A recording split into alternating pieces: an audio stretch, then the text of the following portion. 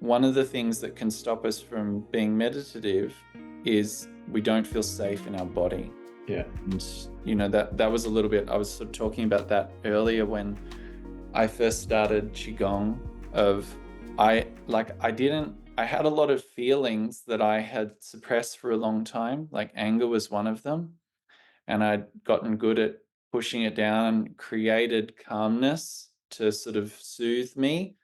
But then as all of the noise was dropping away, as I was becoming aware of my breath and my body, and there wasn't so many distractions, then it started to come up, and then I noticed myself wanting to push it down. So I started to become aware of that pattern that I learned from being a little kid and having a really angry father. And none of this is blame, but these were coping mechanisms that I had learned when I was so small, and I didn't know how to consolidate them. And so they're all a result of I didn't feel safe in my experience. So we created these coping mechanisms to start to be able to feel more safe. So we come up against this a lot, when you start to slow things down in this fast paced world, and then you realize, oh, I'm uncomfortable in my body. I feel pains and I feel tense and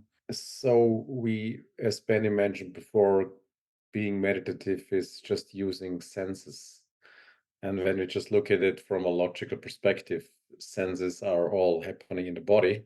And if you're not feeling safe in how the body feels in this moment, we are not able to use our senses to just become aware of what's happening.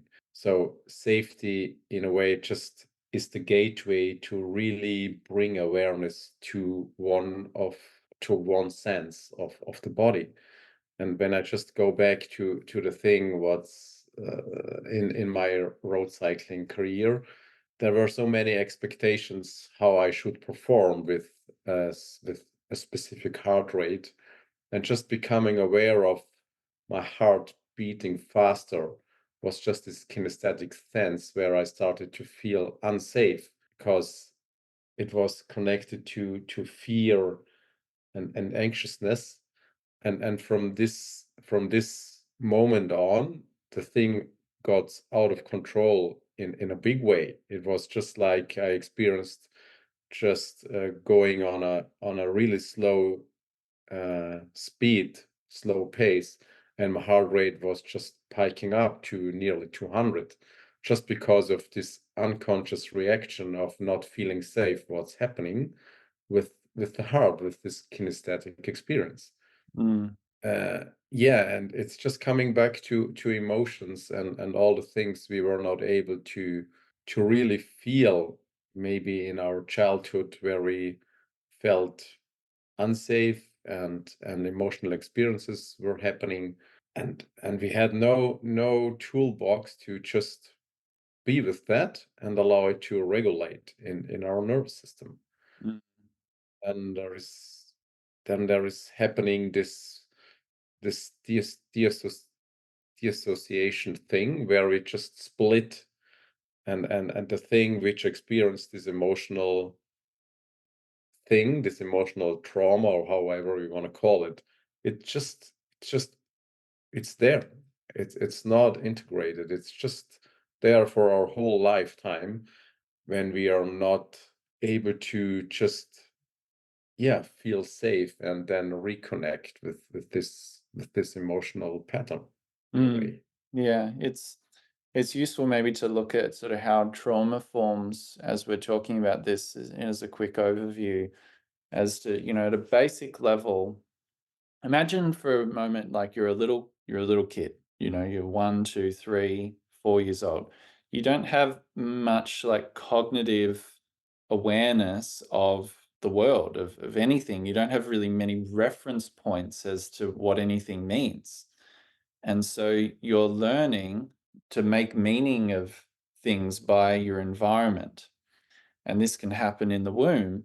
But the thing is when we don't, the brain's not developed to that point where we are able to even comprehend all of the things that are happening. So all we have is like the emotion, the feeling of these experiences. And so let's say you then go through an intense experience, and that could have just been through empathy with your environment, through one of your parents or something that happened, and then you internalize that emotion. Then we don't have any ways to sort of comprehend that. And so it kind of like separates from our psyche a little bit. And we may not even remember these things. We've just got the feeling. And so then later on in life, when these these behavioral patterns that happen as a result, as a reaction to a feeling, really, it's like I feel this and then I do that because that feels dangerous, so I want to numb myself from it. I want to distract myself from it. I want to try and change it. And often then we want to try and like intellectualize and rationalize it and understand it. But it can't be understood because it was a raw feeling at that time. And if that feeling, which is held in the memory of the body, is unprocessed, it can create this disconnection. And then we get triggered and it comes back up to the surface. And then we, numb, distract, soothe, whatever it is that we do, cope, push it away. It's there. We cannot remove it. It's, like you cannot like just hit Control Alt Delete on these experiences. So this is the challenge when we start to move toward something like meditation, is that stuff which is there, it comes up to be seen, to go through a process of integration, to come back into, to see that it is part of the whole of your experience. And so, in order to start to experience safety, we need to stop pushing it away and go through a process of connection, of seeing that. And yes, it's painful. Yes, it's uncomfortable. But what's your choice? You want to keep sort of expending all this energy your whole life doing this? Or do you want to start to go, okay, these things happened. I feel this way. Maybe I understand it. Maybe I don't understand it.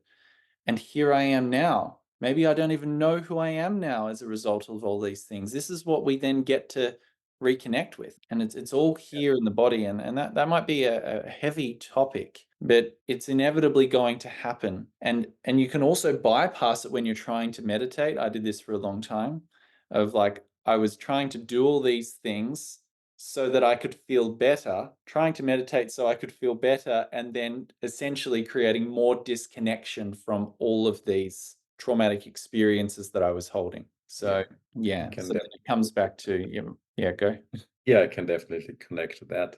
I remember one moment where I was just sitting and then there was this voice coming up in my head and it sounds like, okay, Marcus, stop running. There is no escape.